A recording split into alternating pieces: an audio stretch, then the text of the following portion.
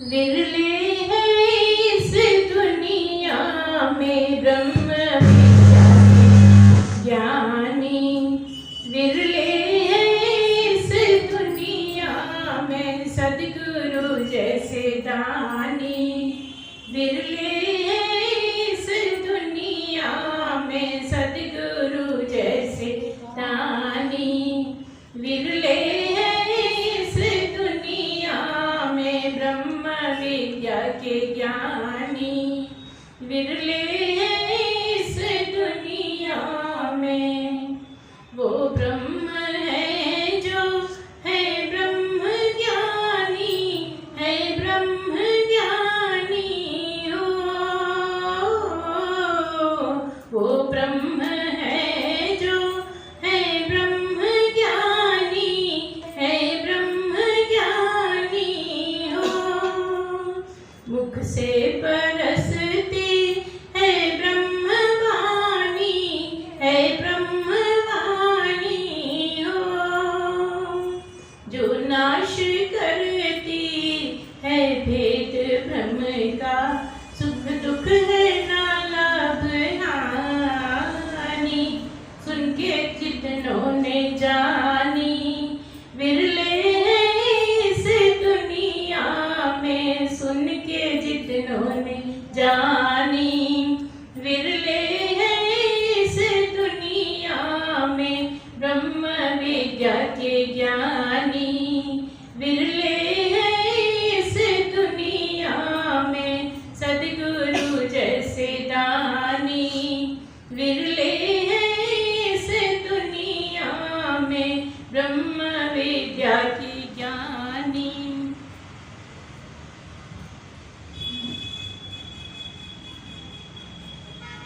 करते हैं गुरुवर सत्संग वर्षा, सत्संग वर्षा हो। करते हैं गुरुवर सत्संग वर्षा, सत्संग वर्षा हो। सुनते हैं जो ब्रह्म वाचा व मनसा, सुनते हैं जो मनसा। जीवन में संशय मिटाते ही जानो, अज्ञान रजनी सी रानी, किंतु जिज्ञासु प्राणी। विरले हैं इस दुनिया में किंतु जिज्ञासु प्राणी। विरले हैं इस दुनिया में ब्रह्म विद्या के ज्ञानी। विरले हैं इस दुनिया में ब्रह्म विद्या के ज्ञानी।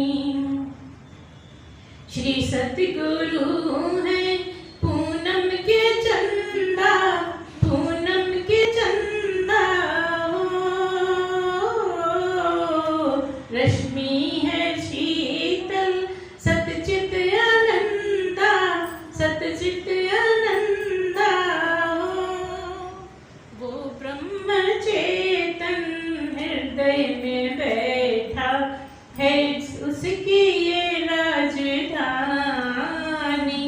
सच्चिदानंद खानी।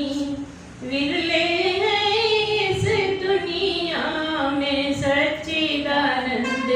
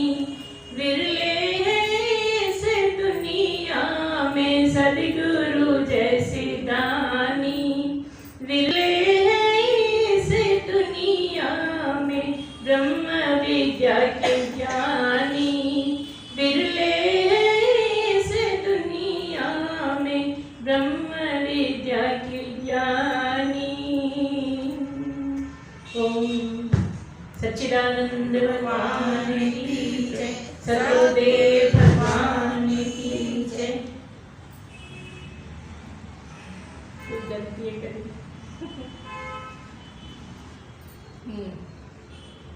अब बताइए क्या क्या लेकर आए? हमने पिछली बार बोल दिया था, क्या बोल दिया था? साधन चतुष्टय से संबंधित प्रश्न रखें, ये बोला था। स्वस्ति न इंद्रो वृद्धश्रवा पूषा विश्ववेदा स्वस्ति नस्ताक्षो अरिष्टनेमि स्वस्ति नो बृहस्पतिर्दधातु। ओम शांति शांति शांति। सच्चिदानंद भगवान की जय, सद्गुरुदेव भगवान की जय। पिछली बार हमने कहा था कि अगली बार हम षट संपत्ति का विस्तार पूर्वक बताएंगे, है ना। और इसलिए ये भी कह दिया था कि आप लोग थोड़ा सोच के आना, जिसको जो प्रश्न रखना हो, लेकिन केवल षट संपत्ति के ही बारे में रखना और उसके बारे में सब आपको समझाएंगे, ठीक है। तो आज हम वही बोलेंगे जो पहले से बता दिया सबको। तो इस लाइन में जो एक बार बोलिए, सच्चिदानंद भगवान की जय, सद्गुरुदेव भगवान की जय। इस लाइन में बहुत सी चीजें ऐसी हैं जो हमें मेहनत करनी पड़ती है। कहा जाता है कि पुरुषार्थ की आवश्यकता है। पुरुषार्थ की आवश्यकता है का मतलब सदा ही जब भी हम पुरुषार्थ की बात करते हैं तो ये बोलते हैं कि पुरुषार्थ का मतलब पसीना बहाने से मतलब नहीं है। यहाँ पुरुषार्थ बुद्धि का है, बुद्धि से पुरुषार्थ करना है। मतलब जो आपको बुद्धि मिली है उसको विवेकमती बनाकर और हर चीज़ को बड़ी बारीकी से समझना है कि मुझ में क्या खराबी है, क्या गलत आदतें हैं, क्या मुझ में ऐसी चीज़ है जो सत्संग के लिए सूट नहीं करती। हम वैसे के वैसे ही बने रहें और चाहें कि परमात्मा हमें मिल जाए, तो परमात्मा तो सबको मिला हुआ ही है ना। सवाल ये है कि आप परमात्मा को कितने मिले। आप परमात्मा से जब ही मिलोगे जब आप में बहुत सारे ये गुण आ जाएंगे, जिसको कहते हैं शुद्धि। मतलब जब आप शुद्धि कर लोगे तो परमात्मा के लायक हो पाओगे, है ना। उससे बहुत सारी चीज़ें, जैसे अभी थोड़ी सी चर्चा हुई राग द्वेष के बारे में, है ना। राग द्वेष के बारे में अक्सर चर्चा होती रहती है, पांचों कोशों के बारे में और प्राणों के बारे में। ऐसा बहुत सारा कुछ है जो 3-3 की बात कर दी गई है, 4-4 की बात कर दी गई है, 5-5 की बात कर दी गई है। उससे मतलब यही है कि ऐसे जो 3 तत्व वाले ग्रुप हैं, 4 तत्व वाले हैं, 5 तत्व वाले, वो सब बताओ। इसलिए चर्चा होती है कि इन सब को आप ठीक से समझ लो कि ये सब क्या है। और जहाँ आपकी गलत आदतें हैं उनको भी ठीक करो अपनी बुद्धि के अनुसार, अपनी बुद्धिपूर्वक ध्यान से सुनकर समझकर। तो फिर तुम्हें दूसरों की गलतियाँ नहीं देखना है, दूसरों की खराबियाँ नहीं देखना है। हमारी क्योंकि सारी इंद्रियाँ बाहर की तरफ खुलती हैं तो हमें दूसरों की ही गलतियाँ दिखती हैं। इसलिए इन इंद्रियों से जो सूक्ष्म इंद्रियाँ हैं, जिन इंद्रियों के कारण ये वाली इंद्रियाँ काम करती हैं, उन सूक्ष्म इंद्रियों से अंदर झांकना है ना। जहाँ जहाँ आप में गड़बड़ियाँ हैं, जहाँ जहाँ आप गलत करते हैं, आपको स्वयं समझ में आएगा कि कहाँ हम गलती करते हैं। क्योंकि जो चीज़ आप दूसरों की बुरी समझते हैं वो आप में है क्या, और अगर आप में है तो आप अपनी हटाओ। दूसरों के कहने के अधिकारी ही जब तक नहीं हो जब तक तुमने अपना नहीं हटाना है। जब सब हटा लोगे, शुद्धि हो जाएगी, परमात्मा से मिल लोगे, तब आप अधिकारी बनोगे दूसरों को टोकने की। अभी हमने किया कुछ भी नहीं है, लेकिन अपनी तरफ दिख नहीं पाता और दूसरों को टोकते रहते हैं। तो ये आपके अधिकार में अभी नहीं है, इसलिए मत टोकिए। जैसे ही आपको किसी में गलती दिखती है, झट से अपनी तरफ झांकिए, बारीकी से झांकिए, ईमानदारी से झांकिए। अपने आप को अपने से अलग रख के समझ पाओगे। नहीं तो हमेशा अपने लिए तो पर्दा ही डाल लेते हो, स्वयं के लिए पर्दा डल जाता है और दूसरों के लिए पर्दा उभर जाता है। ऐसा मनुष्य का स्वभाव है ना। इसलिए आपको ये सब काम करना है।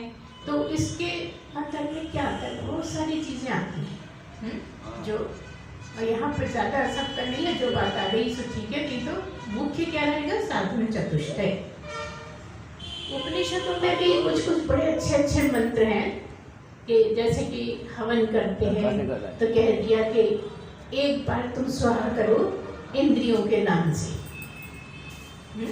क्या इंद्रियों के नाम से क्या करो कि ये मेरी इंद्रियां शुद्ध हो जाए। मतलब क्या है, इंद्रियां मेरी सही काम करें, सही देखें, सही सुने, सही सूंघें, सही वाणी हो हमारी, और सही सही सब काम कर्मेंद्रियां भी अपनी अपनी जगह सही सही काम करें। ठीक है। और फिर कह दिया कि एक बार स्वाहा आप मन के लिए करो। क्या मतलब, मन आपका वश में हो जाए, ऐसी कामना करके एक आहुति उसकी भी दो। और कह दिया कि तुम एक आहुति बुद्धि के लिए भी करो, बुद्धि भी आपकी सही बात का निर्णय ले, सही दिशा में चले, ऐसा बता दिया है हवन करने के लिए, यज्ञ करने के लिए, कि एक एक समिधा इनके लिए भी छोड़ते जाओ, क्योंकि गहरी इच्छा है और उसी समय आप आहुति भी डाल रहे हो और उस इच्छा के साथ डाल रहे हो, तो आपको भगवान मदद करेंगे। भगवान वैसे ही मदद करते हैं। जब आप अपनी मदद करते हो तो उसी समय भगवान भी आपकी मदद करते हैं। ठीक है। इसलिए आप अपनी मदद करोगे तो भगवान आपकी ही मदद करेंगे, क्योंकि हमने कभी कभी आपको बताया करते हैं कि यहाँ दो नहीं है, आप ही हो जो शरीर छोड़ने पे भगवान जैसे हो जाते हो। सब कुछ जैसे भगवान जानता है ऐसे आप जानने लगते हो। जानते अभी भी हो अपने बारे में, सभी कुछ जितना तुम जानते हो अपने बारे में और कोई नहीं जानता। हर कोई आदमी अपने बारे में पूरा कुछ जानता है ना, भले ऊपर से कुछ भी बोलता है, लेकिन शरीर छोड़ने पर इतना भी जानने लगते हो कि कितने कर्म पड़े हैं, कहाँ जन्म लेना है, कौन सी माँ से के पेट से होना है ना, कितना सब मालूम होने लगता है। क्या मतलब है, आप ही करने वाले हो और आप ही हल देने वाले हो, है कि नहीं, कोई दूसरा नहीं है। आप ही इतने शुद्ध हो जाते हो कि बिल्कुल न्याय बिल्कुल सही करने लगते हो। हमारे यहाँ एक मूर्ति आती है, एक कोर्ट में भी एक लगी रहती है, जिसकी आंखों पे पट्टी बंधी रहती है, हाथ में तराजू रहती है, देखी होगी आप लोगों ने। क्या मतलब है, जब आप न्याय करो तो बिना गड़बड़ के करो, पक्षपात के बिना न्याय करो। ऐसे जैसे मुझे कुछ नहीं दिख रहा और केवल मेरे सामने दो पक्ष हैं और उनका न्याय करना है, इस तरह से करो। तो आपके ही पास आपके दो पक्ष है, एक न्याय करने वाला है, एक गलतियां करने वाला है। तो आपको ही अपना स्वयं का न्याय करना है। इतने ईमानदार हो जाओ, शरीर धारण किए हुए ही इतने ईमानदार हो जाओ। शरीर छोड़ने के बाद तो सब ही सही सही निर्णय लेते हैं, तभी तो डिसाइड करते हैं कि कहाँ जाना है, कहाँ जाऊँगा कि मेरा अगला जन्म सफल होगा। तो इस तरह से आपका काम क्या है कि आप क्योंकि सत्संगी हो, क्योंकि भगवान से मिलने की अभिलाषा रखते हो, इसलिए आपको अपने ही बारे में पूरा न्यायपूर्वक सोच समझ के काम करना है।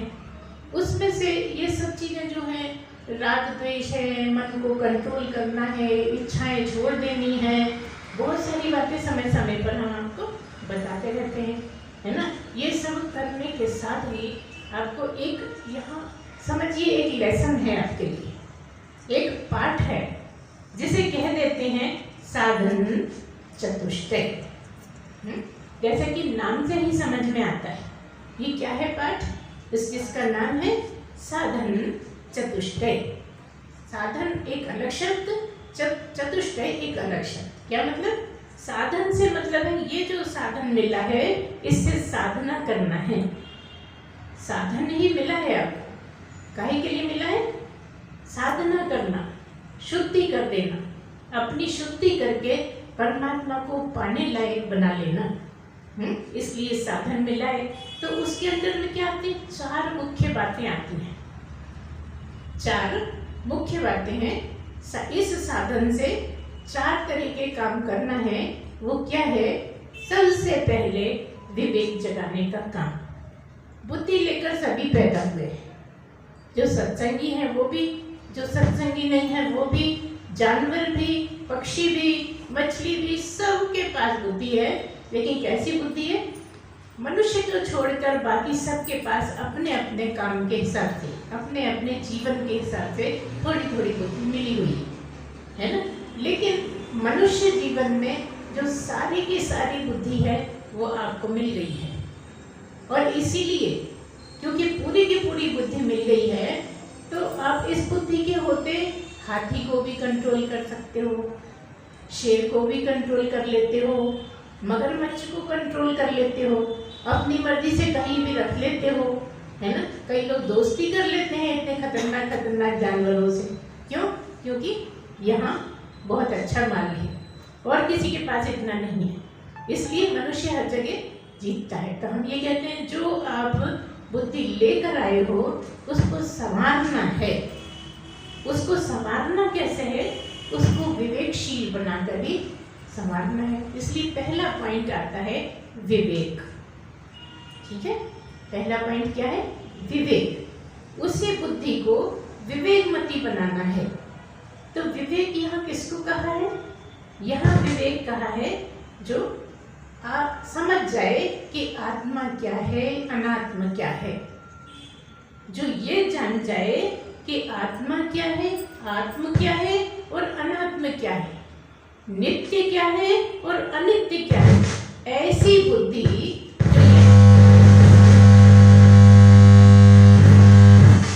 जो ठीक ठीक ये समझ जाए कि आत्म क्या है, अनात्म क्या है और नित्य क्या है, अनित्य क्या है।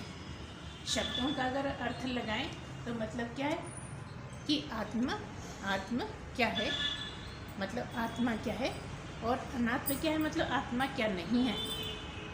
ठीक है, सब चीज़ ठीक से ये समझ में आए कि आत्मा क्या है और अनात्म मतलब जो आत्मा नहीं है वो क्या है। इसी तरह से नित्य मतलब जो सदा क्या है। कौन सी ऐसी चीज़ दुनिया में है जो सदा रहती है, सब खत्म हो जाए तो भी वो बना रहता है, वो कौन है? और उसको छोड़ के बाकी सारे में कौन सा ऐसा है जो बना रहता है या ख़त्म सभी कुछ हो जाता है। ये चीज़ जो ठीक ठीक समझ जाए कि आत्मा के अलावा सारा कुछ खत्म होने वाला है, मतलब अनित्य है। आत्मा है मतलब नित्य है, और अनात्म आत्मा को छोड़ के बाकी सारा का सारा संसार में ख़त्म होने ही वाला है। क्यों ख़त्म होने वाला है? क्योंकि आया है सो जाएगा। राजा, रंक, फकीर कोई भी हो वो आया है तो जाएगा।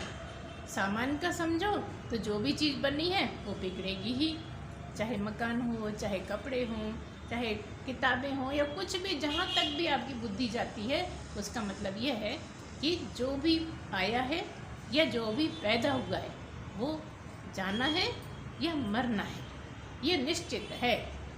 तो जो रहेगा सदा वो नित्य है, और जो आया है और चला जाएगा वो अनित्य है ना।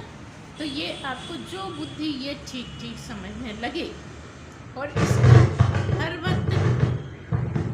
उसका हर वक्त ध्यान रखें। मतलब क्या? सत्संगी को ये हमेशा ध्यान में रखना है कि क्या नित्य है, क्या अनित्य है, क्या आत्म है, क्या अनात्म है। ऐसी बुद्धि वाला जिसने ऐसी बुद्धि बना ली है, ऐसी बुद्धि ग्रहण कर ली है, ऐसी बुद्धि को संवार लिया है, अपनी बुद्धि को इस प्रकार संवार लिया है कि उसके समझ में हमेशा ये आता रहे क्या अनात्म है, क्या आत्मा है, क्या नित्य है, क्या अनित्य है। ऐसी बुद्धि को कहते हैं विवेक मति बुद्धि। इसलिए पहले पॉइंट पर विवेक कहलाता है, जो इतनी देर बताया हमने वो इसका हेडिंग है विवेक। क्या बताया? साधन मतलब साधना करने का चतुष्टय, मतलब 4 चीज़ें। उस चतुष्टय में पहली चीज़ है विवेक। ये पहली चीज़ हमने बताई आपको, विवेक। अब दूसरे नंबर पर है वैराग्य। तो जो विवेक पूर्वक वैराग्य करे वैराग्य का तो एक सीधा सा मतलब किसी बच्चे से पूछ लो वैराग्य का मतलब क्या है, तो कहेगा त्याग करते जाओ, वैराग्य है। जो भी चीज़ हमने छोड़ दी वैराग्य हो गया, है ना। जितना भी त्याग कर सकते हैं, त्यागने की चीज़ है वो हमने उससे वैराग्य कर लिया। लेकिन यहाँ क्या है, यहाँ विवेक पूर्वक जो वैराग्य करे, विवेक पूर्वक वैराग्य करे का क्या मतलब है, आत्म क्या है, अनात्म क्या है, नित्य क्या है, अनित्य क्या है, इसका ध्यान में रख के जो वैराग्य करे, जो सबसे अलग हटता जाए। अलग हटने का मतलब संसार से अलग हट के तो कहीं नहीं जा सकता आदमी। तो क्या मतलब है, अपनी बुद्धि को अलग हटाता रहे, अपने मन को जो अलग हटा लेगा, जो सही में मन को हटा लेगा, बुद्धि को हटा लेगा, वो वैराग्यवान हो जाएगा। तो वैराग्य का यहाँ क्या मतलब है, क्या बताया हमने, इसीलिए पूछा है। क्या कहा, कहा कि जो बुद्धि को विवेक पूर्वक वैराग्यवान बना ले, ये दूसरा पॉइंट है वैराग्य। उसमें क्या आता है, जो भी करते हो उसका फल नहीं चाहो। गीता में आता है कई जगह कि जो भी करते हो तो आप निष्काम कर्म करो, मतलब उसका फल मत चाहो कि ऐसा हो जाएगा, हम ऐसा करेंगे तो ऐसा हो जाएगा। आपने एक शेख चिल्ली की कहानी सुनी होगी, सत्तू वाला शेख चिल्ली सभी ने सुनी होगी, कि सत्तू का मटका लेके जा रहा था और वो ख्याली पुलाव बनाता गया, उसको बेचूंगा तो इतने पैसे आएंगे, तो फिर मुर्गियाँ खरीदूंगा, फिर बकरी खरीदूंगा, उसको हम ज़्यादा डिटेल में जाएंगे, आपको सबको याद, और बाद में शादी करूंगा, बच्चे हो जाएंगे, बच्चे जिद करेंगे, मैं ऐसे लात मारूंगा, गिर गया घड़ा, है ना। तो क्या कह रहे हैं, कह ये रहे हैं कि जो भी करते हो उसका फल की आशा मत करो, क्योंकि यहाँ कोई भी कर्म ऐसा नहीं है जिसका फल नहीं मिलता, अच्छा या बुरा, कोई भी कर्म है उसका फल बिल्कुल निश्चित है। लेकिन है क्या, है भगवान के हाथ में, वो आपके हाथ में है ही नहीं। और जब आपके हाथ में है नहीं तो उसके लिए रोना क्या है ना। जिसका जो कर्म है उस कर्म का फल मिलना निश्चित है, और जब निश्चित है तो आपको मिलेगा ही मिलेगा। अब आप इसके लिए ये मत सोचो कि अभी मिल जाए, ऐसा मिल जाए, वैसा मिल जाए, क्यों नहीं सोचो, क्योंकि हो सकता है पिछले जन्मों की कुछ उधारी हो तुम्हारी, तो अभी तो उधारी लेवल में आई और तुम कर्म में लग जाते हो कि हमें फल मिल जाना चाहिए, फल मिल जाना चाहिए। अगर नहीं भी मिलता है फल तो भी आपको समझना है कि मैं तो जानता नहीं, लेकिन परमात्मा को सब पता है, और ये भी बिल्कुल निश्चित है कि जो करूँगा उसका फल मिलना ही मिलना है। अच्छा करूँगा तो सुख मिल जाएगा, बुरा करूँगा तो दुख मिल जाएगा, ये भी निश्चित है, क्योंकि परमात्मा के यहाँ अन्याय नहीं है। परमात्मा का एक नाम न्यायकारी भी है, जो न्याय करता है, जो निष्कपट होकर न्याय करता है, जो बिना राग द्वेष के न्याय करता है, वो केवल परमात्मा ही है। तो परमात्मा पे तो इतना भरोसा करना पड़ेगा ना सत्संगी होने के नाते। इसलिए कह दिया कि किसी भी कर्म के फल की आशा मत कर। फल की आशा करना बिल्कुल गलत है। यहाँ इस तरह का समझ लेना क्या है वैराग्य, कपड़े छोड़ना नहीं, वैराग्य आपको मिठाइयाँ छोड़ने की नहीं, खाना छोड़ना नहीं, कद्दू बैंगन छोड़ना नहीं, छोड़ना है तो छोड़ दो, लेकिन वो वैराग्य में नहीं आता। वैराग्य कहाँ आता है, वैराग्य किस कैटेगरी में आता है कि फल की आशा छोड़ दे, कर्म करता चल, कैसे, निष्काम, निष्कपट, बिना उसकी फल की आशा के जो कर्म करेगा वही सत्संगी होने का आपका मुहर लगाएगा। तो आपको क्या आदत डालनी है कि फल की आशा न करें, अब कब मिलेगा, अब कब होगा, इतने दिन हो गए क्यों नहीं मिल रहा। आपको कुछ नहीं पता आपके बारे में, आप कितनी बार पहले मनुष्य बन चुके हैं, कितनी बार आगे बनोगे या नहीं बनोगे, या इसी जन्म में काम हो जाएगा, ये कोई भी नहीं जानता, है ना। इसलिए आप फल की आशा मत रखिए, फल पे नज़र बिल्कुल मत टिकाइए। तो एक तरह से ये मान लो कि अकर्ता होकर करते रहो, कि मैं कुछ करता ही नहीं हूँ, जो वो करा लेता है वो हो जाता है, वो जो नहीं कराता तो नहीं होता, ना मैं करने वाला हूँ ना मैं नहीं करने वाला हूँ। ऐसा सोचकर वैराग्यवान हो जाएंगे। ये है दूसरा पॉइंट। पहला पॉइंट विवेक, दूसरा पॉइंट वैराग्य। इस तरह से आपका वैराग्य की बात हो गई। इसको आप बार बार घर में जब दोहराएंगे तो आपके दिमाग में अच्छे से बैठ जाएगा कि वैराग्य का मतलब ये है कि किसी भी काम के फल की आशा छोड़ दे। बस ये आपके जीवन में होना चाहिए। कुछ भी कर रहे हो बस करते चलो करते चलो करते चलो, लेकिन आशा फल पे नज़र मत टिकाओ, आशा मत करो, लगातार फल के इंतज़ार में मत रहो। काम करो, छोड़ दो, दूसरा काम पकड़ो, छोड़ दो, तीसरा काम करो, काम मत छोड़ दो, काम पूरा करके ही सांस लो, लेकिन फल के पे नज़र मत टिकाओ, क्योंकि जब उसके फल का सोचोगे तो अगला काम बिगड़ जाएगा। इसलिए बस किया, और इसलिए क्या कह दिया ना, नेकी कर कुएं में डाल। जो भी करते हो उसकी फल की आशा मत करो, बस नेकी करो और भूल जाओ। कहा तो इतना सा है नेकी कर, लेकिन वो हर कर्म के लिए आ जाता है कि उसको करने के बाद उसमें तुम दिमाग मत अटकाओ, आगे बढ़ जाओ। किया कि नहीं किया इससे कोई मतलब नहीं है ना, तभी आप अगला काम अच्छा कर पाओगे। तीसरा पॉइंट आता है, ये क्या था, वैराग्य। तीसरा पॉइंट आता है षट संपत्ति, जिसके लिए कहा गया जरा डिटेल में बताना, अच्छे से बताना।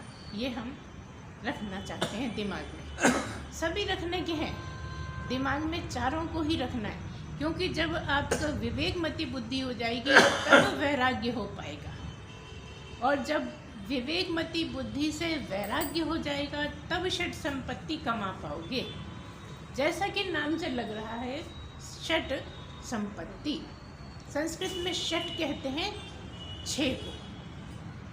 षट मतलब 6, संपत्ति सभी जानते हैं, संपत्ति का माना मतलब धन कमाना। तो यहाँ का धन क्या है, किसी सत्संगी का धन क्या है, किसी सत्संगी का धन इकट्ठा करना है, वो क्या है, पहला है सम, पहला है सम, दूसरा है दम, पहला सम, दूसरा दम, तीसरा है तितिक्षा। दिमाग में बैठा जाएगी और फिर एक एक को समझने की कोशिश करें। पहला है सम, दूसरा है दम, तीसरा है तितिक्षा, चौथा है उपरति, पांचवा है श्रद्धा और छठा है समाधान। इस तरह से 6 प्रकार की संपत्तियां हैं।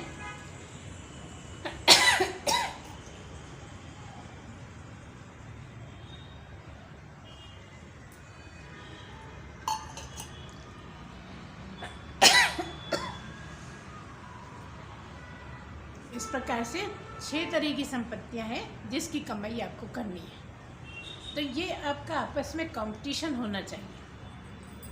जैसे कोई स्कूल में पढ़ने वाले बच्चे आपस में कंपटीशन करते हैं कि हमारे नंबर ज़्यादा आ जाए, दूसरा चाहता है हमारे नंबर ज़्यादा आ जाए, तीसरा चाहता है हमारे नंबर ज़्यादा आ जाए। जो अच्छे पढ़ने वाले हैं, क्लास में बिल्कुल बहुत अच्छी पढ़ाई करते हैं, उनका आपस में कंपटीशन हमेशा चलता रहता है। तो ऐसे ही सत्संगियों को ये अपने दिमाग में रखना है कि कौन सबसे ज़्यादा संपत्ति कमा रहा है, क्योंकि इस जगत में सब कुछ संपत्ति होने से ही खरीदा जा सकता है ना। तो इसलिए भगवान ने कह दिया कि अगर तू धनी होना चाहता है, एक तरफ तो संसार के धनी है और एक तरफ सत्संगी धनी कौन है, जिसने काम अपना पूरा कर लिया। पूरा धनी यहाँ कौन होगा, जिसने सारे काम कर लिए, अपने जन्म में पूरे काम कर लिए और अगली बार जिसको शरीर न मिले, ऐसी स्थिति में आ गया कि फिर शरीर न मिले, मतलब शरीर धारण न करें। हर बार शरीर छोड़ने के बाद नया शरीर मिलता है, फिर और नया मिलता है, फिर और ऐसे चलता रहता है। अगर आपने इतनी तैयारी कर ली है कि आप मोक्ष को प्राप्त हो गए, अब मोक्ष नाम क्या, मोक्ष से क्या मतलब? मोक्ष का मतलब है कि जो दुख सुख से छूट जाए, जिसको दुख में दुख नहीं हो, सुख में सुख नहीं हो। क्यों नहीं हो? क्योंकि आनंद की प्राप्ति हो गई। जब आनंद की प्राप्ति हो गई तो उससे बड़ा सुख कौन सा है ना। जब आनंद में ही आ गए तो फिर सुख की कोई अभिलाषा नहीं, कोई लालसा नहीं। ऐसे ही दुख दुख नहीं लगता क्योंकि आनंद में है। क्योंकि पूर्णानंद में है, इसलिए उसको दुख दुख नहीं लगता, दुख उसको विचलित नहीं कर सकता, दुख उसको परेशान नहीं कर पाता, तो उसको कहते हैं मोक्ष।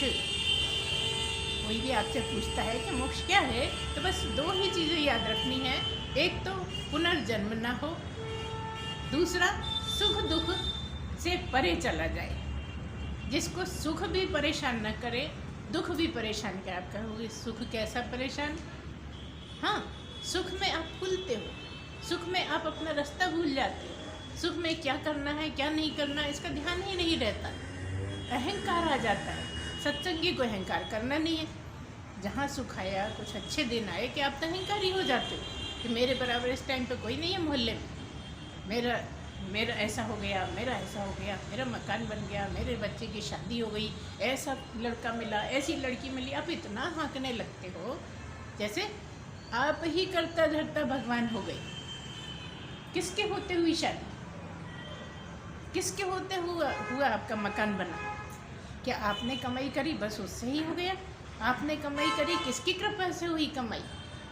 जो सब कुछ करता धरता है, जिसने आपको आज ऐसी स्थिति में पहुंचाया है, वही सब कुछ है ना। तो जब ऐसा ध्यान रखोगे तो अहंकार भी नहीं आएगा।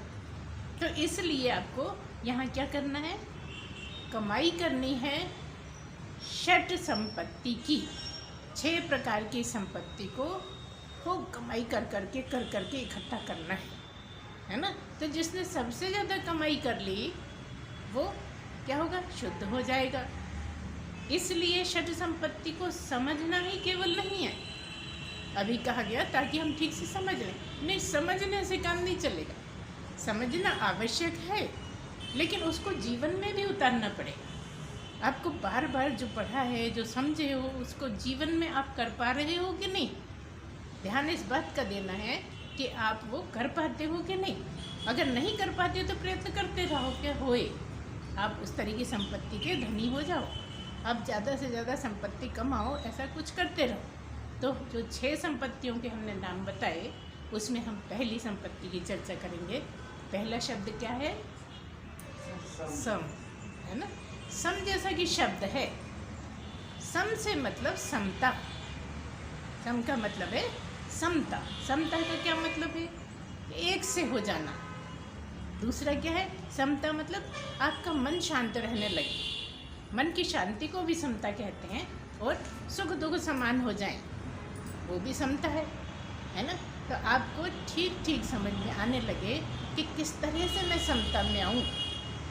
जब आप नित्य अनित्य का ध्यान रखोगे, जब आत्मा अनात्म का ध्यान रखोगे और संसार में विचरण करोगे, संसार में व्यवहार करोगे, तो आप समता में आ जाओगे। क्या होता है, आप समता में तो आना चाहते हो और कहते हो हम आ नहीं पाते। क्यों नहीं आ पाते? क्योंकि नित्य अनित्य का ध्यान नहीं है, आत्मा अनात्म का बिल्कुल ध्यान नहीं है। और ऐसे ही चाहते हो कि समता में आ जाएं।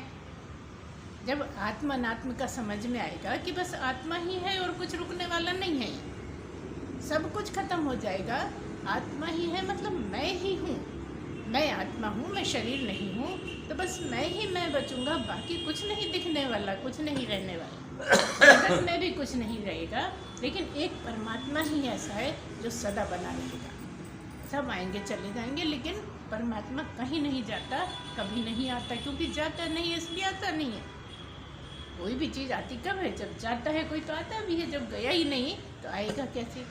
तो इसलिए आप जब ये ठीक ठीक समझोगे कि परमात्मा सब जगह है और परमात्मा ही नित्य है, परमात्मा के अलावा कोई चीज़ नहीं टिकने वाली, बाकी सब अनित्य है, तो आप समता में आसानी से अपने आप को रख पाओगे। और सिर्फ समता में रहोगे तो समझो सम का धन बहुत सारा कमा लिया। समझ में आया ना? सम जो शब्द कहा वो समता के लिए कहा, और समता का धन आपने एक धन की कमाई कर ली। लेकिन सभी को देखते चलना है, ऐसा नहीं सोचना है कि एक कमा लेंगे तब, क्योंकि जब जैसा व्यवहार होगा, जब जिसकी ज़रूरत पड़ेगी। षट संपत्ति मिला के एक ही पॉइंट है ना। तीसरा पॉइंट है, पहला विवेक, दूसरा वैराग्य और तीसरा है षट संपत्ति। तो षट संपत्ति मतलब 6 प्रकार की जो संपत्ति है, उसमें जो भी आपके सामने आता है आपके छेव आपके दिमाग में रहना चाहिए, और किस समय कौन सी संपत्ति आप लूट सकते हो, लूटो, है ना। लूट पड़ी है राम नाम की, है ना। सत्संगियों को सबको पता है यहाँ राम नाम की लूट है। लूट सके तो लूट, तो कौन लूट सकता है? जिसने षट संपत्ति कमाई वही राम नाम की लूट कर पाए। यही राम नाम की लूट है सही देखा जाए तो। आप समता में रहने की आदत डालिए।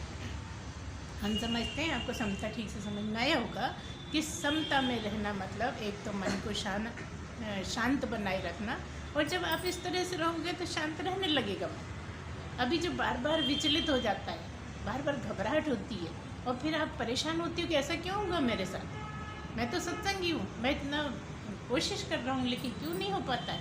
इसलिए नहीं हो पाता कि आप नित्य को भूल जाते हो, आत्म को भूल जाते हो, अनात्म में घूमते रहते हो, अनित्य को याद करते हो, अनित्य की आशाएं लगाए रहते हो, फल पे आशा टिकी रहती है। इसलिए आप समता में रहना की कोशिश करते हुए नहीं टिक पाते। दूसरा पॉइंट है, बोलिए, दम। दूसरा पॉइंट क्या है? दम। पहला सम, दूसरा दम। जैसा कि शब्द में है दम मतलब दमन करना, छोटे छोटे रूप में याद करने के लिए छोटे छोटे शब्दों में रख दिया है। क्या है? सम और दम। दम मतलब इंद्रियों का दमन करना। जो इंद्रियों का दमन कर लेगा उसके पास संपत्ति बहुत इकट्ठी हो जाएगी। आपने तो बड़े आराम से कह दिया कि इंद्रियों का दमन कर लीजिए, लेकिन दमन तो होता नहीं है। हमने तो सुना है कि बड़े बड़े ऋषि जो बन जाते हैं वो भी इंद्रियों का दमन नहीं कर पाते। तो फिर ये वाला पॉइंट क्यों रख दिया गया? तरीका है, फिर वही कहेंगे हम। जब आप नित्य अनित्य को याद रखोगे, आत्मा अनात्म को याद करोगे, तो आप इंद्रियों की तरफ इतने नहीं दौड़ पाओगे। अभी इंद्रियों में क्यों रहते हो? क्योंकि अनित्य ही अनित्य याद करते हो, अनात्म ही अनात्म में घूमते रहते हो, जगत ही जगत में घूमते हो। इसलिए तुम जल्दी से इंद्रियों के कारण विचलित हो जाते हो और फिर परेशान होते हो कि ऐसा मेरे साथ क्यों हुआ, मैं ऐसा नहीं चाहता, मैं तो सत्संगी हूँ, मैं अपनी शुद्धि करना चाहता हूँ। ऐसे परेशान होने की ज़रूरत नहीं पड़ेगी। अगर आप इस तरह का दिमाग में रखोगे तो क्या मतलब होगा? इंद्रियों का दमन क्यों नहीं कर पाते? क्योंकि नित्य अनित्य में नहीं समझ पाते, आत्मा अनात्म नहीं समझ पाते। लेकिन क्या तरीका है? सबसे ज़्यादा जो परेशान करने वाले हैं वो यहाँ पर काम और क्रोध, दो चीज़ें हैं यहाँ जो आपको सबसे ज़्यादा परेशान करते हैं। तो काम और क्रोध को कैसे हम जीतें? काम और क्रोध दोनों ही ऐसे हैं कि आपको पहले ही सेकंड ध्यान आ जाना चाहिए। जिसने पहले सेकंड सतर्क हो गया वो इनको जीत लेगा। पहले सेकंड के बाद देर हो गई तो गया, फिर तो खींच के ले जाते हैं। काम भी खींच के ले जाता है और क्रोध भी खींच के ले जाता है। फिर आप कहाँ तक जाएंगे आपके बस में नहीं। इसलिए आपको सत्संगी होने के नाते इतना सतर्क रहना है कि जैसे ही काम की शुरुआत हो, जैसे ही क्रोध की शुरुआत हो, वैसे ही आपको ध्यान आ जाना चाहिए, मैं सत्संगी हूँ, मुझे ये शोभा नहीं देता, इतनी जल्दी मुझे क्रोध नहीं आना चाहिए। उसने बोल दिया तो बोल दिया, उससे मेरा क्या होना है? उससे मेरा कुछ नुकसान होना है? आपका नुकसान कब होगा? जब आप बोलोगे। आपका नुकसान कब होगा? जब आप गाली दोगे। अगर दूसरा बोल रहा है तो नुकसान उसका ही है, फल उसको मिलना है, आपका क्या बिगड़ रहा है बताओ? अरे वाह, उसने गाली दे दी, सबके सामने गाली दे दी, हम इतना नहीं सहेंगे, तो फिर आप सत्संग के लायक नहीं, है ना। अब यहीं पर बात ये आती है कि हिंदू लोग इतने ज़्यादा सहन करने वाले हैं ना, इसीलिए तो दूसरे लोग सिर पे चढ़ रहे हैं। सुनने में आ रहा है ना बहुत ज़्यादा कि भाई सत्संग सत्संग, भगवान भगवान करके सबको ऐसा लल्लू बना दिया है कि ये तो देश के लिए भी नहीं। लेकिन यहाँ पर हमेशा ध्यान रखना पड़ेगा कि राष्ट्र पहली चीज़ है। क्या राम छोटे मोटी चीज़ थे? क्या राम छोटी मोटी चीज़ थे? क्या मुक्त पुरुष नहीं थे? लेकिन रावण को मारा कि नहीं? कितने राक्षसों को मारा? है कोई आपके पास गिनती? शुरुआत एक महिला राक्षसी से करी है ना, और अंत करा रावण के साथ।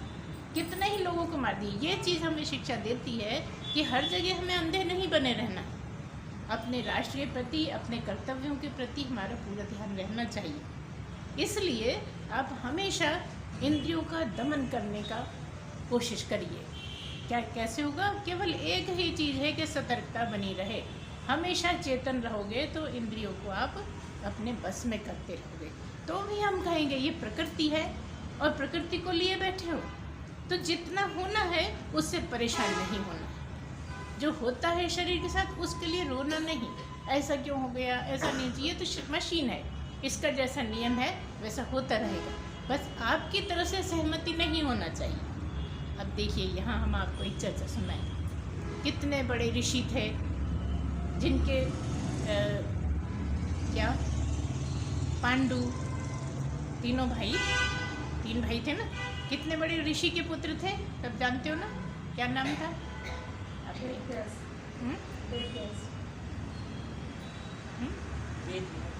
हाँ, थे ना, बहुत बड़े ऋषि थे ना।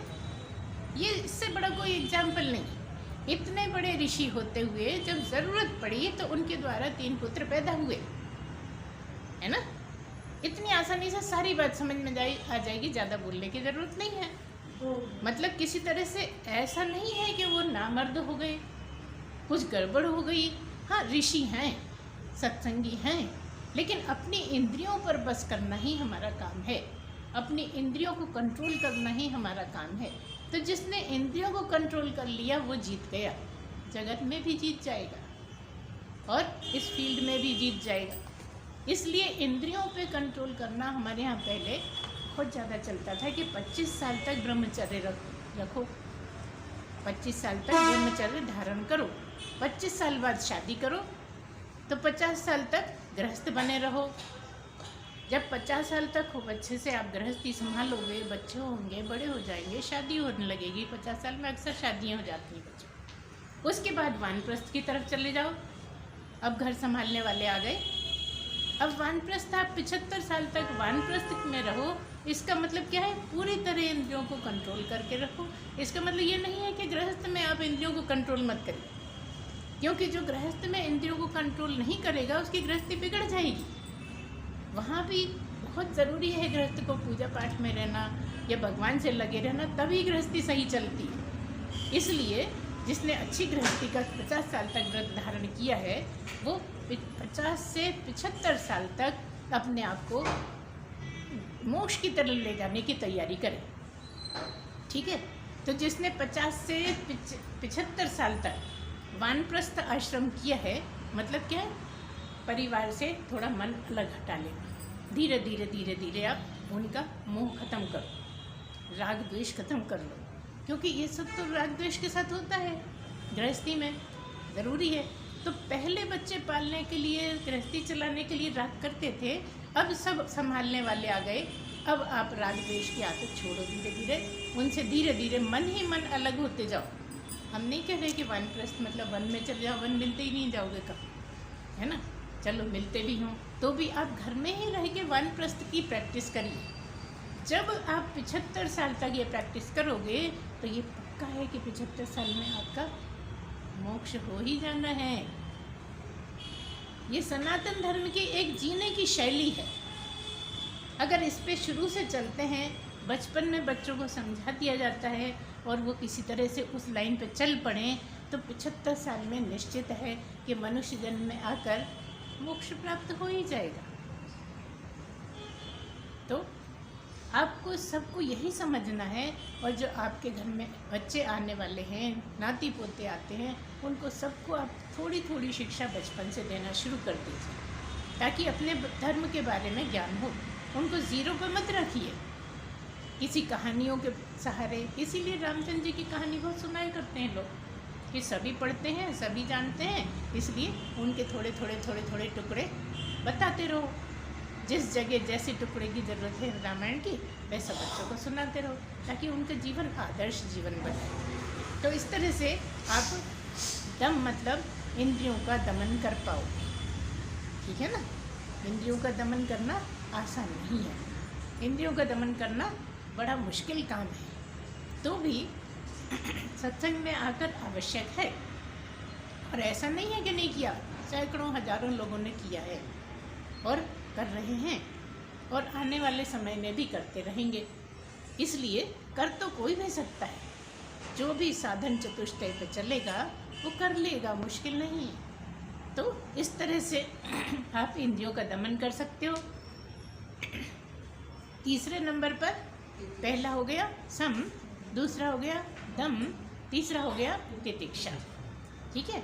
तितिक्षा का मतलब है, जैसा शब्द है, तितिक्षा का मतलब होता है कि सहन शक्ति को बढ़ा लेना।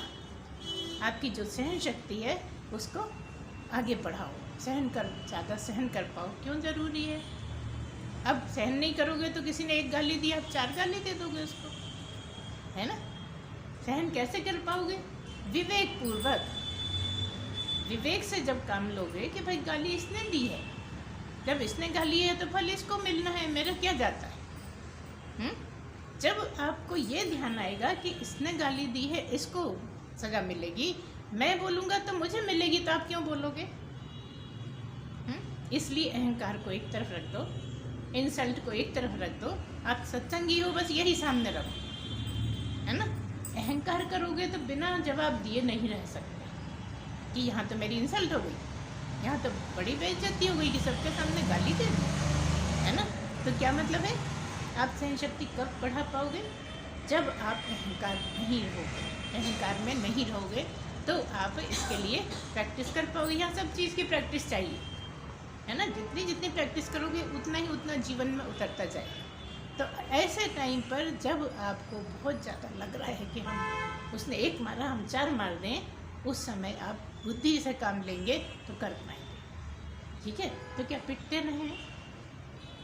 हम कई बार बच्चों को बचपन में सिखा देते हैं कि अगर कोई मारे ना तो तू पिट के मत आना, वो 1 मारते है तो 2 मार देना। अब देखो कितना गलत सिखा देते हैं।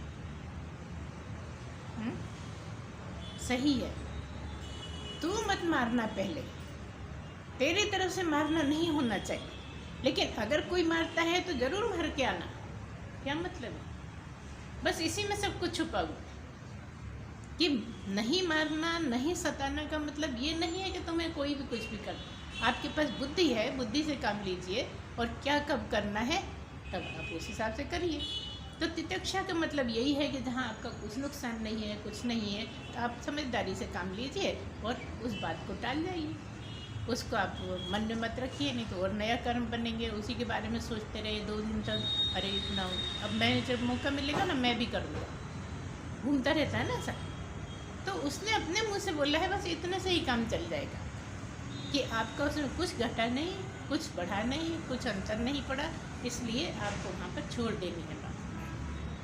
तो क्या मतलब है? तितिक्षा भी बहुत विवेकपूर्वक करनी पड़ेगी, सोच समझ के करना पड़ेगा। कहीं तो आप कितने भी पिट के आ गए, कुछ भी हो गया, कहीं आप बिना ही बात को लड़ रहे हो, कहीं ऐसा चलेगा। इसलिए विवेकपूर्वक सब काम करने होंगे और इस तरह से आप तितिक्षा में भी आगे बढ़ जाएंगे। हैं?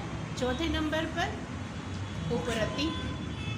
उपरति की पिछली बार भी चर्चा हुई थी कि उपरति के 2 अर्थ हैं। उपरति की कमाई करनी है तो उपरति का क्या मतलब है? एक तो शब्द के अनुसार और दूसरा उपरति मतलब उपराम हो जाना। उपराम का मतलब होता है कि अलग हट जाना, संसार से अलग हट जाना। अच्छा बताओ, संसार से अलग हट के कहाँ जाओगे? कोई ऐसा कमरा है तो आप जो संसार में नहीं हो? कोई ऐसी कुर्सी है जो संसार में नहीं हो? कोई ऐसा झूला होएगा? कोई नहीं है ना। मतलब जो संसार में आप फंसे पड़े हो ना, संसार में ही उलझे रहते हो और आपका संसार यही है, इसी में उलझे रहते हो।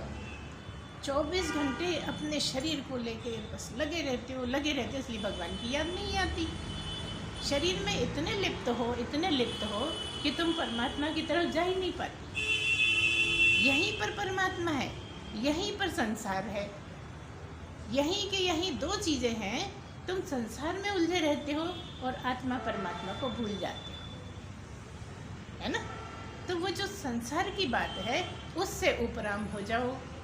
हम तब भी ये नहीं कह रहे हैं कि इसका ध्यान मत रखो, इसकी भूख प्यास का ध्यान नहीं रखो या कपड़ों का मत ध्यान रखो, कुछ भी होने दो, ये नहीं कह रहे। ये सबसे बड़ी आपकी ड्यूटी है, ये बड़ा कीमती है। इसको सही ढंग से पालना, सही ढंग से रखना, इसके स्वास्थ्य का ध्यान रखना, ये सब आपके कर्तव्य हैं। लेकिन इसी में उलझे रहो, ये कर्तव्य नहीं, ये आपका कर्तव्य बिल्कुल नहीं, क्योंकि आप मनुष्य हो। इसकी बाकी सब चीज़ों का ध्यान रखिए।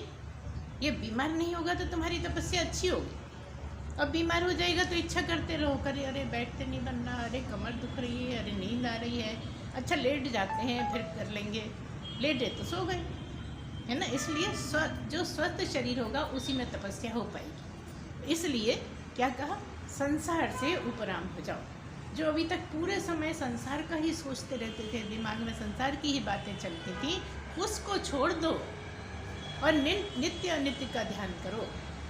आत्म अनात्म में डूबे रहो, अनात्म छोड़ दो आत्म में, अनित्य छोड़ दो नित्य में। जो नित्य है वो क्या है, वो कैसे है, वो कौन है? क्या मुझे छोड़ के कुछ अनित्य नित्य है क्या? मुझे छोड़ के तो सब अनित्य ही है। मुझे मतलब ये नहीं, ये भी अनित्य है। इसमें जो रहने वाला मैं हूँ बस वही नित्य है ना, वही आत्मा है। मैं आत्मा ही हूँ, तो क्या मतलब हुआ, मैं आत्मा ही हूँ, तो अनित्य को सब छोड़ते जाओ तो संसार से उपरामता होती जाएगी। इसीलिए विवेक पूर्वक सब करना है। इसीलिए पहले नंबर पर विवेक है, दूसरे नंबर पर वैराग्य है, तीसरे नंबर पर 6 तरह की संपत्तियाँ हैं। तो चौथे नंबर की यहाँ क्या, षट संपत्ति में चौथे नंबर पे क्या आया, उपरति। उपरति का मतलब है संसार से उपराम हो जाना, और उपरति मतलब परमात्मा से रति करना। रति मतलब प्रेम करना। परमात्मा से कितना प्रेम बढ़ा सकते हो तुम बढ़ाओ।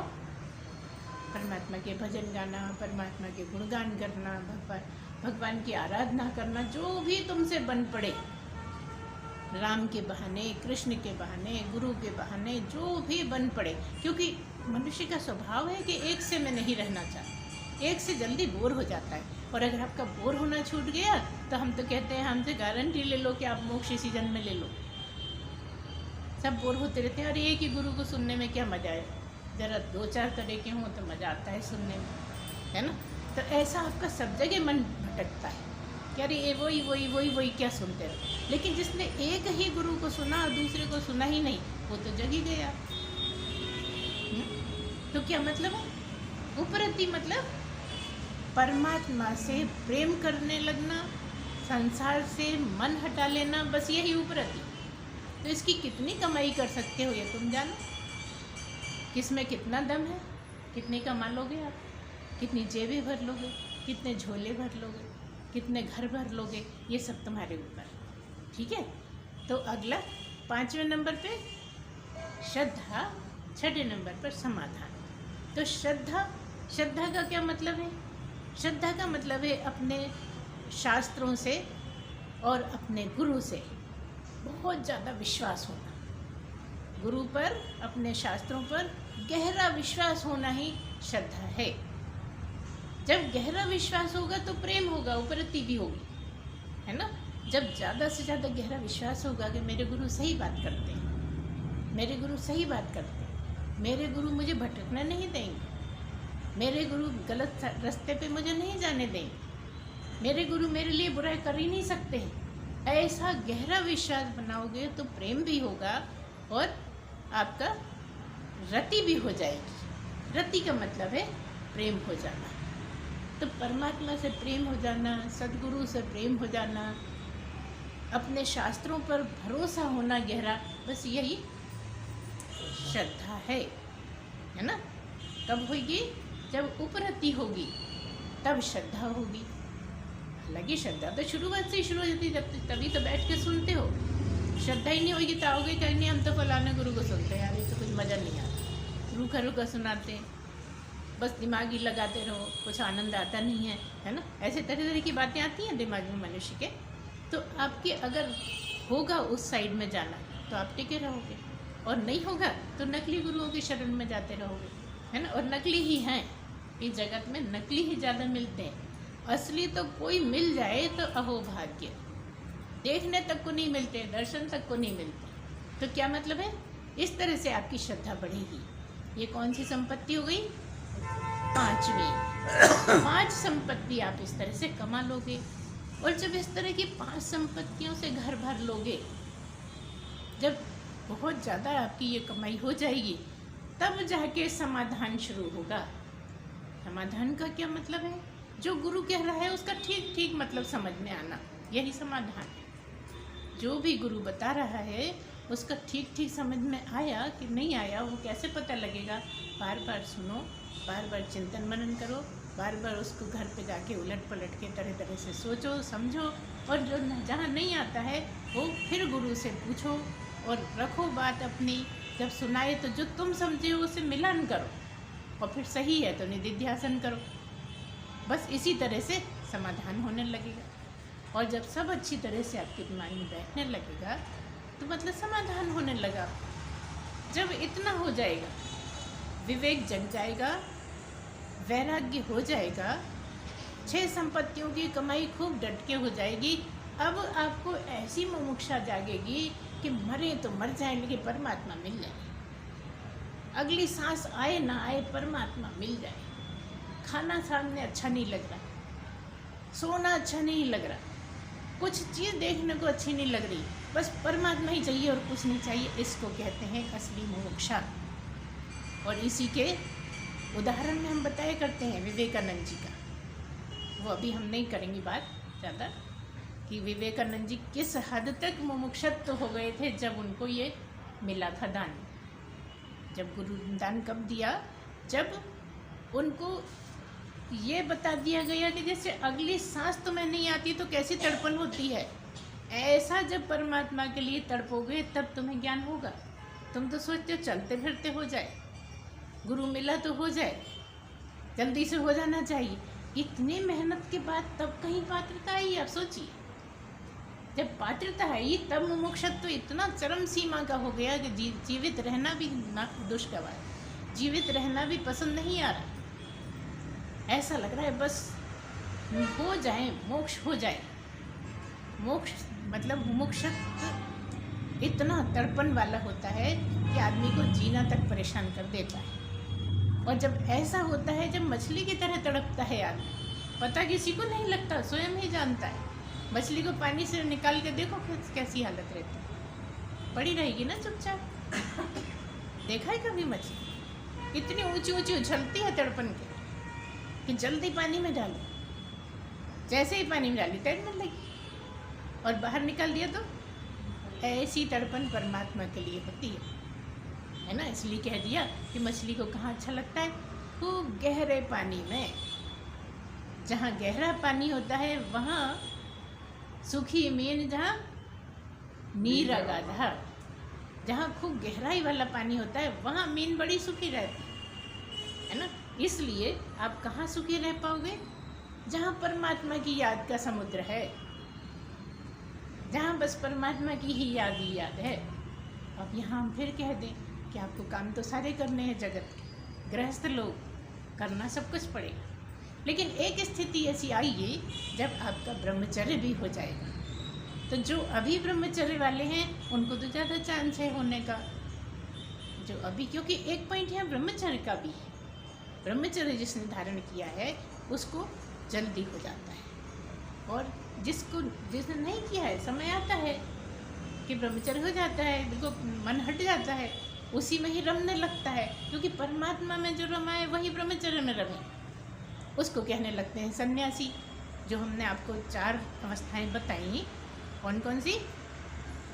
25 साल का ब्रह्मचर्य, 25 साल का गृहस्थ, 25 साल का वानप्रस्थ। इतना होते होते आप अपने आप पहुंच जाते हो कहाँ? सन्यासी की स्थिति में भगवान ही पहुंचा देते, और तभी जल्दी से मोक्ष हो जाता है। तो ऐसी परिस्थितियां जिनकी बन गई हैं, हम तो कई बार कह देते हैं बुरा नहीं मानो भाई, लेकिन कभी हमने ये भी कह दिया कि अब भाग्य को जल्दी हो सकता है। एक साहब ये भी बैठे एक उधर पीछे बैठे है ना। तो अगर ये कोशिश करें तो बहुत जल्दी हो सकता है, क्योंकि इतने झंझट लगे हमारे साथ, जो हमारी जिम्मेदारियाँ हैं उनके लिए तो लगे रहना पड़ता है। इसका मतलब ये नहीं है कि गृहस्थ छोड़ दें। गृहस्थ ये आपके 50 साल तक का काम चल रहा है, इसमें घर भी संभालना है, सत्संग भी करना है, सत्संग को भी समझना है, इतने गहराई से समझते जाना है कि जब समय आए तो देर ही नहीं लगे। कभी भी निराश नहीं होना है, हम इसके लायक नहीं है ऐसा बिल्कुल नहीं समझना है। वो भी एक पॉइंट है जो अपने आप समय आने पर हो जाता है। इसका मतलब ये बिल्कुल नहीं कह रहे कि जीवन साथी से अलग हो जाओ, है ना। वो तो अपने आप समय आता है, कैसी कैसी स्थितियाँ बनेगी, कैसी परिस्थिति बनेगी, अपने आप हो जाएगा, अपने आप मन हट जाएगा। और बहुत से हैं जो सन्यासी पति पत्नी दोनों हैं और दोनों साथ रहते हैं, ऐसी स्थिति भी आती है। तो इस तरह से आप संपत्ति कमा सकते हैं, विवेक धारण कर सकते हैं, वैराग्य धारण कर सकते हैं और षट संपत्ति खूब कमा भी सकते हैं। और तब मुमुक्षुत्व में आकर तुरंत आपका काम हो सकता है ना। क्योंकि अभी इतनी मुमुक्षुत्व नहीं है, मुमुक्षा इतनी ज़्यादा नहीं है कि परमात्मा प्राप्त हो सके, इसलिए नहीं होता। अभी शादी जरूरी है, अभी मिठाइयाँ ज़रूरी हैं, है ना। अभी बहुत सी चीज़ें ऐसी हैं जो ज़रूरी हैं। मतलब नंबर 2, नंबर 4, नंबर 10 पे आता है मोक्ष, और कहीं कहीं तो लास्ट नंबर पे ही आता है मोक्ष, है ना। अभी हमारी तबीयत ठीक नहीं रहती, थोड़ा इलाज हो जाए, अभी उसकी शादी कर लें, अभी उसकी शादी कर लें, अभी बच्चा होने वाला है, डिलीवरी करना है, दुनिया भर की लग रहती है। इसी का नाम तो संसार है। तो हम क्या कहते हैं? हम कहते हैं संसार में रह के संसार से अलग रहना सीखो। अभी हमने आपको मछली का उदाहरण दिया कि बिना पानी के नहीं रह सकती। अब हम इसके लिए उदाहरण देंगे कमल का। और इसलिए हिंदू धर्म में, सनातन धर्म में कमल के फूल की चर्चा होती है कि पानी में तो रहता है लेकिन बिल्कुल पानी से अलग। अब बाल्टियों से पानी डाल दो, टिकता ही नहीं। ऐसे कमल के फूल की तरह टिकने ही मत दो, संसार को चिपकने मत दो, है ना। कमल की तरह खिले रहो और बिल्कुल गंदगी तुम्हें टच न करने पाए। जब तुम संपत्ति खूब कमा लोगे तो अपने आप ही गंदगी तुमसे दूर भागेगी और लंबी डंडी हो जाती है, और ऊंचा, है ना। ऐसा ही है।